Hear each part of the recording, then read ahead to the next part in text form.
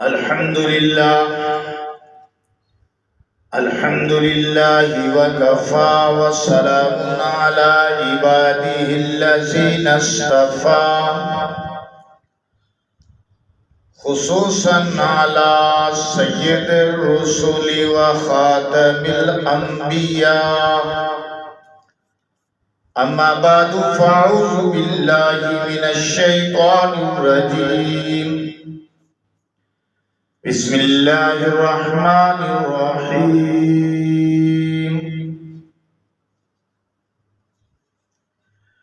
ما يلفظ من قول إلا لديه رقيب عتيد.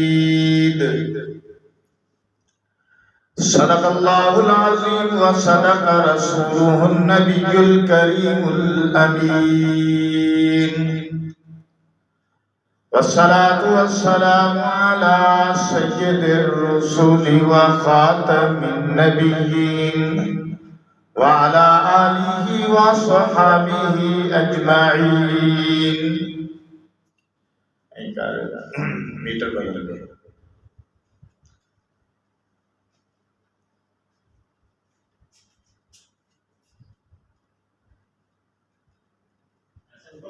تھلے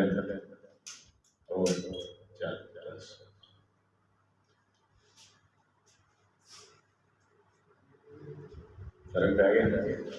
ادھر بجلی تھوڑی آ گئی.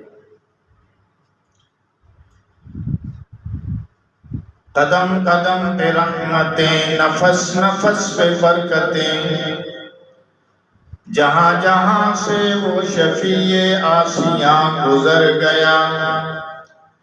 جہاں نظر نہیں گئی وہاں ہے رات آج تک، وہیں وہیں سحر ہوئی جہاں جہاں گزر گیا.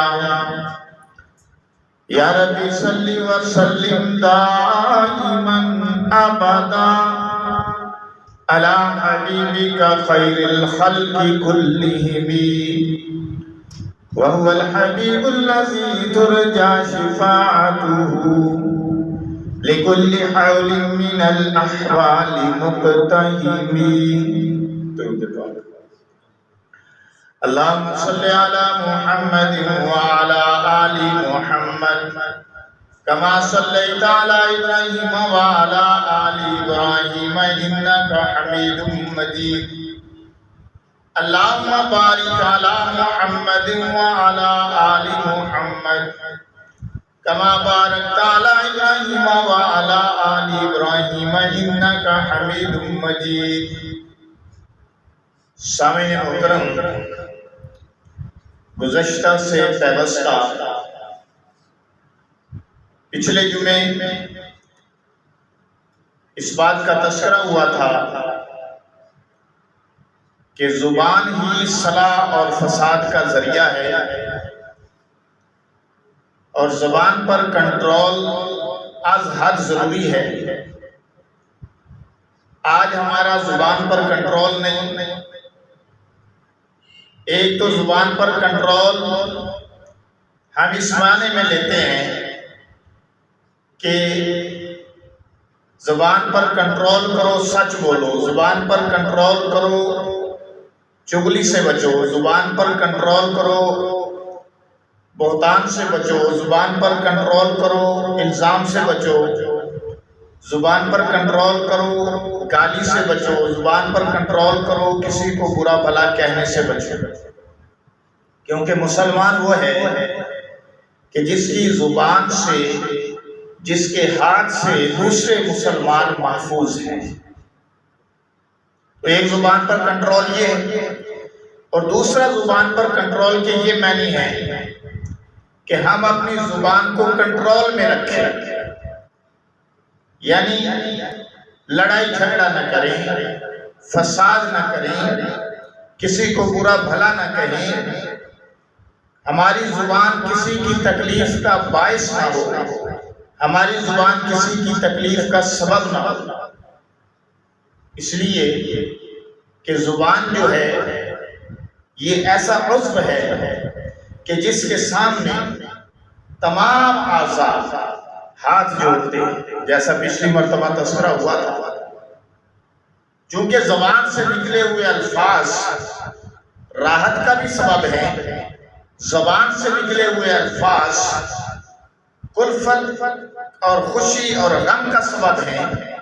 اس لیے سرکار دو عالم صلی اللہ علیہ وسلم نے ارشاد فرمایا کہ جب آدمی شروع کرتا ہے تو اس کے تمام اعضاء زبان کے سامنے ہاتھ جوڑتے ہیں، ہاتھ باندھتے ہیں، یوں کر کے ہاتھ جوڑتے ہیں کہ اللہ سے ڈرنا، ہمارا خیال بھی کرنا، کیونکہ اے زبان اگر تو سیدھی رہی تو ہم بھی سیدھے، اور اگر تو ٹیڑھی ہو گئی تو ہم بھی ٹیڑھے چلیں گے۔ تمام اعضاء زبان کے لیے زبان کے کہے ہوئے اور زبان کے کیے ہوئے کا خمیازہ بھگتنا پڑتا ہے۔ بولتی زبان ہے ڈنڈے جسم کھاتا ہے، بولتی زبان ہے تکلیف سر اٹھاتا ہے۔ بد زبانی کی زبان نے اور مار کھائی اعضائے انسان نے آنکھوں کو تکلیف ہوئی زبان کی وجہ سے، کیونکہ جس آدمی کو زبان سے برا بھلا کہا گیا اس کے سامنے پھر سر شرم سے جھک گیا۔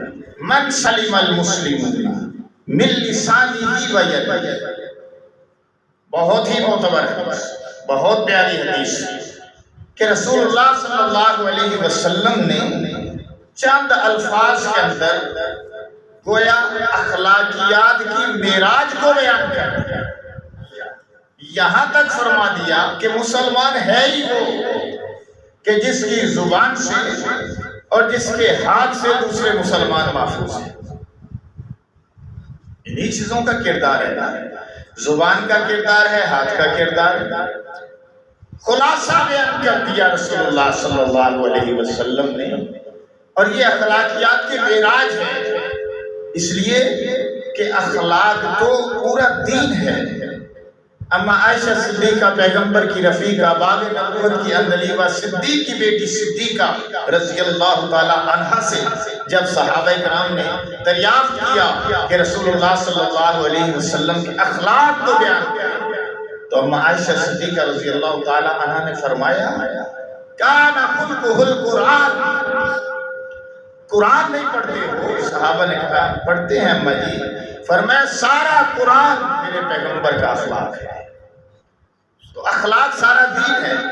آدمی کی، ایک مسلمان کی میزان جو ہے، میزان عمل آدھی اخلاق سے بھری ہوئی ہوگی۔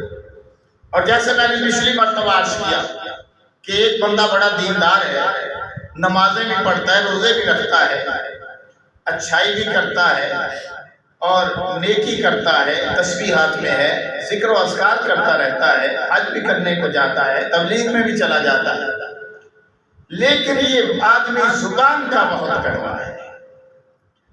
زبان اس کی کنٹرول کے اندر نہیں ہے، لوگوں کو برا بھلا کہتا ہے، بدتمیزی کرتا ہے، دل دکھاتا ہے، گھر والے بھی تنگ ہیں، باہر والے بھی تنگ ہیں۔ تو یہ اس کے اعمال جو ہیں، جو نیک کیے ہوئے اعمال ہیں، اس کی بد اخلاقی کی وجہ سے ڈیلیٹ ہو جاتے ہیں، ڈیلیٹ ہوتے رہتے ہیں، ضائع ہوتے رہتے ہیں۔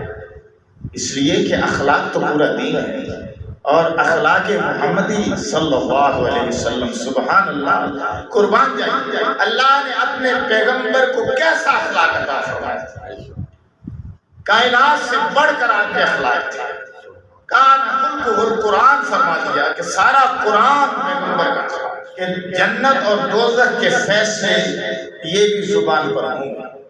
جنت اور دوزخ کے فیصلے، ان کا انحصار بھی زبان پر ہے۔ سرکار دو عالم صلی اللہ علیہ وسلم نے، آپ صلی اللہ علیہ وسلم سے ایک مرتبہ ایک شخص نے، صحابی نے سوال کیا، یا رسول اللہ صلی اللہ علیہ وسلم، فلاں عورت کے متعلق مشہور ہے کہ وہ نمازیں پڑھتی ہے، روزے رکھتی ہے اور بڑی خیرات کرتی ہے، لیکن ساتھ یہ بات بھی ہے کہ اپنی زبان سے اپنے ہمسائے کو ستاتی ہے، بڑا ستاتی ہے۔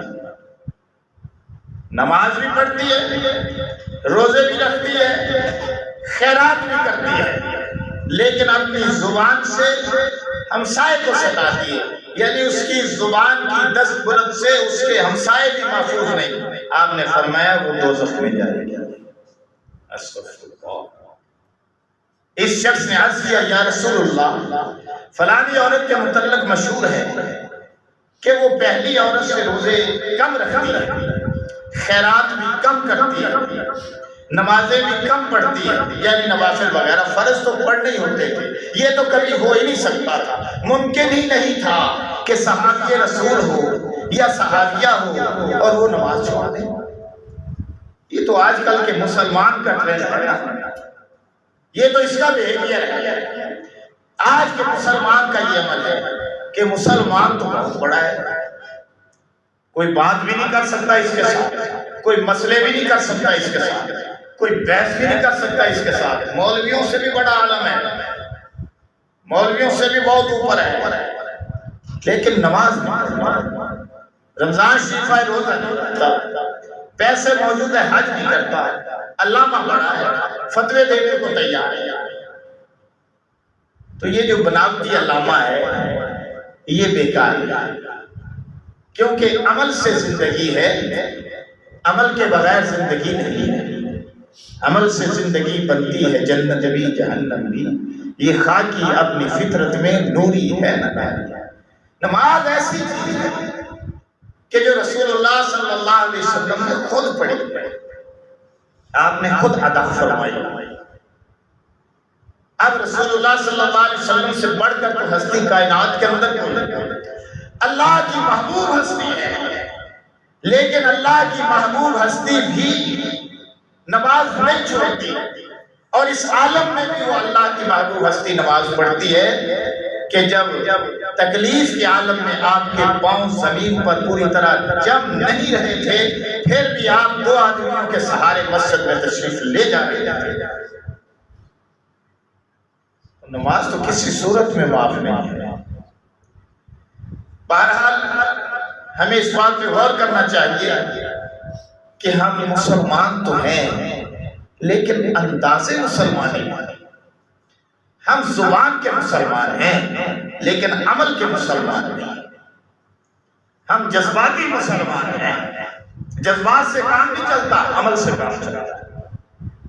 تو اس آدمی نے سوال کیا یا رسول اللہ صلی اللہ علیہ وسلم ایک عورت ہے، وہ نوافل تو بہت پڑھتی ہے اور خیرات بہت کرتی ہے اور روزے بھی رکھتی ہے، لیکن اپنے ہمسائے کو ستاتی ہے۔ رسول اللہ نے کیا فرمایا؟ وہ جہنم میں جائے گی۔ اور فرمایا ایک دوسری عورت ہے یا رسول اللہ، وہ نوافل تو اتنے نہیں پڑھتی، صدقہ خیرات بھی اتنا نہیں کرتی اور دوسرے نیکی کے کاموں میں بھی اتنا بڑھ چڑھ کر حصہ نہیں لیتی، مگر اس کی زبان اس کی کنٹرول میں ہے، وہ کسی کو ستاتی، ہمسائے کو نہیں تنگ کرتی۔